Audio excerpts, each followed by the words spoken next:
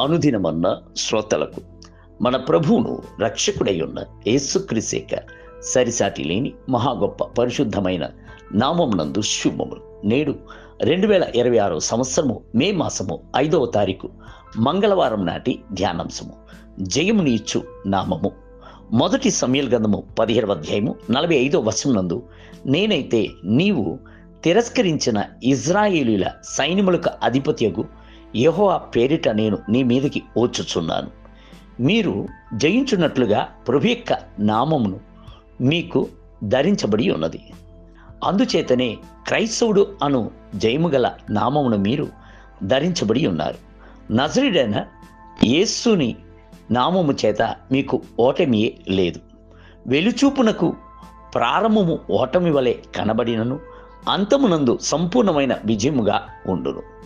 అందుచేతనే అపోస్తలుడైన పౌలు అట్టి నామము కొరకు ప్రభువునే ఆశ్రయించి, అయినను మన ప్రభు అయిన యేసుక్రీస్తు మూలముగా మనకు జయమును అనుగ్రహించుచున్న దేవునికి స్తోత్రము కలుగునుగాక అని చెప్పాను. కొరింథీయులకు రాసిన మొదటి పత్రిక 15వ అధ్యాయం 57వ వచనం. అట్టి నామము ఎల్లప్పుడూ మిమ్ములను జయించినట్లు చెయ్యు నామము.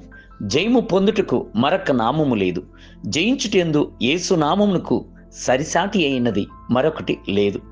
బైబిల్ గ్రంథము సెలవిచ్చుచున్నది, పరలోకమునందు ఉన్న వారిలో గాని, భూమి మీద ఉన్న వారిలో గాని, భూమి క్రింద ఉన్న వారిలో గాని ప్రతి వారి మోకాళ్ళను యేసు నామమున వంగునట్లును, ప్రతి వాని నాలుకయు తండ్రైన దేవుని మహిమార్థమై యేసుక్రీస్తు ప్రభు అని ఒప్పుకున్నట్లును ప్రతి నామమునకు పైనామమును ఆయనకు అనుగ్రహించెను. ఫిలిప్పీయులకు రాసిన పత్రిక 2వ అధ్యాయము 9 మొదలుకొని 11 వచనములు.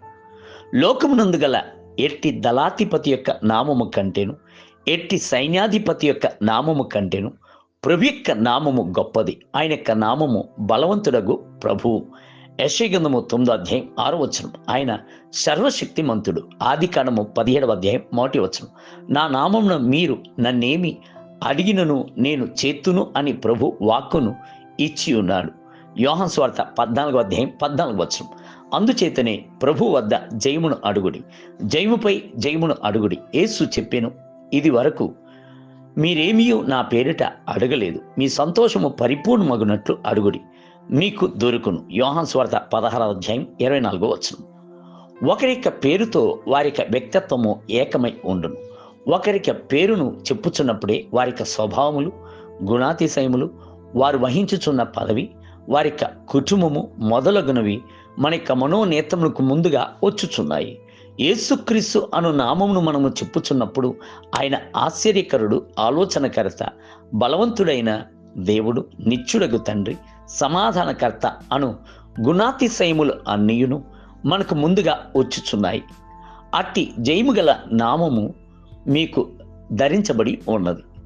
యేసు అంటేనే రక్షించువాడు అని అర్థము. దుష్టుడైన సాతాన్ను ఆయన జయించినందున అతని వశము నుండి మిమ్మల్ని తప్పించి రక్షించుచున్నాడు. ప్రభు యొక్క నామము అను బలమైన ఆయుధమును తీసుకొనండి.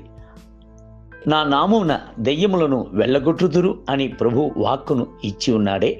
మార్కు సువార్త 16వ అధ్యాయము 17వ వచనం. క్రీస్తు యొక్క నామమును మీకు ధరించబడి ఉన్నందున మీరు జీవించు దినములన్నిటను ఎవరును మిమ్మలను ఎదిరించి నిలబడరు. నేటి ధ్యానమునకై మాట చేత గాని క్రియ చేత గాని మీరేమి చేసినను ప్రభువైన యేసు పేరిట చేయుడి. ఆయన ద్వారా సమస్తమును తండ్రైన దేవునికి కృతజ్ఞతాస్తుతులు చెల్లించుడి.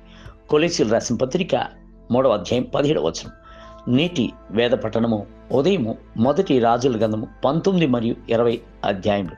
సాయంత్రము లూకాసు వార్త 23వ అధ్యాయం 1 మొదలుకొని 25 వచనములు.